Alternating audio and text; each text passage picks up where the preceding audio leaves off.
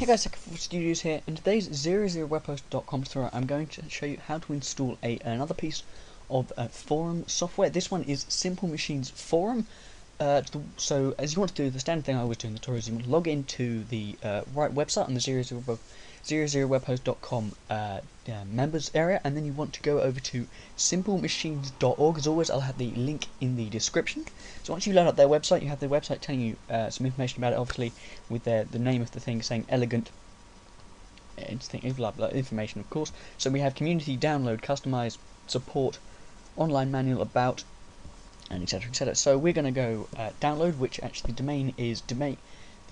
domain for this is download.simplemachines.org if you want to go straight to that, and then it gives you a number of different options. Obviously we have a full install, large upgrade depending on upgrade versions, the small updates, install previous versions, obviously change logs, and down here we have a web install, which is a small thing which will download all the client pieces it needs once you've uploaded that bit to your server. But for this example, we're just going to go back to the top of the page.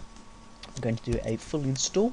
For this example, we're going to go for the zip, but obviously you can go for the tar files. Once you download this, as I've already done, the file itself is 2.5 megabytes in size, so it'll upload fine using 000webhost.com's standard upload protocol. So we're just going to go over here, obviously, select your right domain. In this case we have, so we're going to go down to the file manager and upload it how we always would.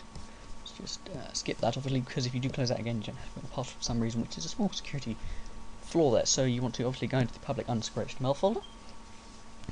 Then we're just going to book it. It will install. It doesn't come inside the zip. It isn't in a folder. So if you want to install it at the root of your domain, is very easy to install. But for this example, we are actually going to install it at the root of the domain. So we just want to go upload.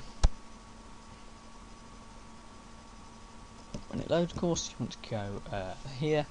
You upload a archive file. Go to your desktop or wherever you save it, of course, which may be in the Windows 7 download folder. We want to go to the file will be that name with install at the end. So we're going to go open, and then once it's there, you want to obviously click the green tick, and this should upload away.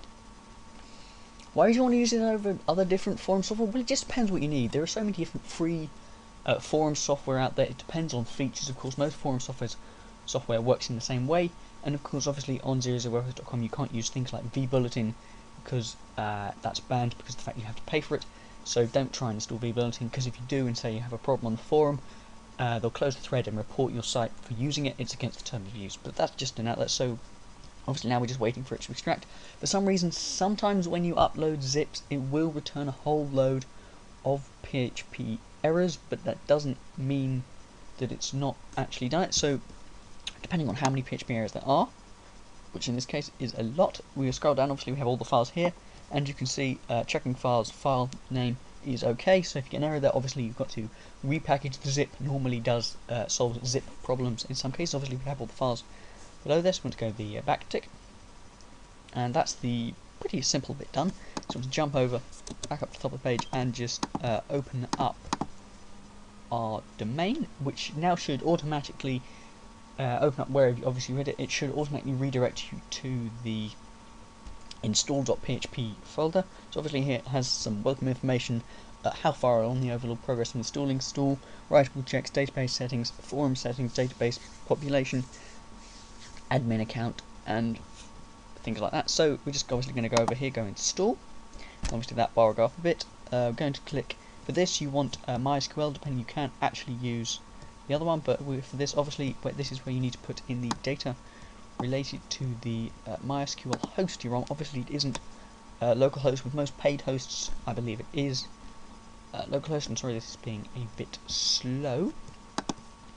So obviously then you put in the username for its password, database name, a database prefix, which obviously if you've got multiple installations of the same forum in one database, you can change that, but obviously you shouldn't really need to do that. And this page isn't loading, which isn't helpful, so I'm just going to open that up again in a new tab. It's awkward. I think it says that I can actually guess the thingies, but it's always better to check these things obviously before you look them up. And there we are. Sorry, I don't know why it is just being slow because they've all now loaded. So obviously you want to go into manage MySQL databases to get the MySQL server name, which in this case is server 6. One of them, it may be server 6, is at the moment of this video, obviously the date I've uploaded this video is a bit having some problems, not really sure why. And obviously you want to get the database names, etc. You're going to go database name, obviously you want to change that. The username, obviously, which will be your account name with the name of the database, or the name of the username you've chosen on the end, username, and obviously password, which you can't see. So once you put all that in, you leave prefix as it is, table prefix as it is. If you need to change it, obviously you can. So we're going to go continue, and then it's going to try and remember that password, which we can just ignore. And then we have forum names, of course, which I'm just going to leave as they are. My community, obviously you can change that to what it is, and we'll be able to change that later. The forum URL, which may be, if it's on a folder, you need to put where that exactly is. It should work that out for itself, we hope. And then some other options, compressing things to say bandwidth, use database sessions instead of using files, which is perfectly reasonable. And then the character set, unallowing, but these things don't really need to change, so we're just going to jump over to continue. You can always fiddle around with them later, or just look at them there.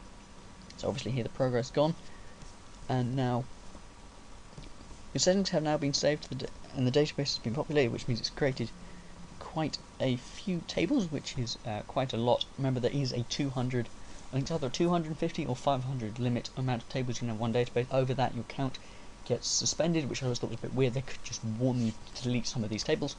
So that's per database, by the way. So obviously, and it's inside the rows. So we're next going to go continue.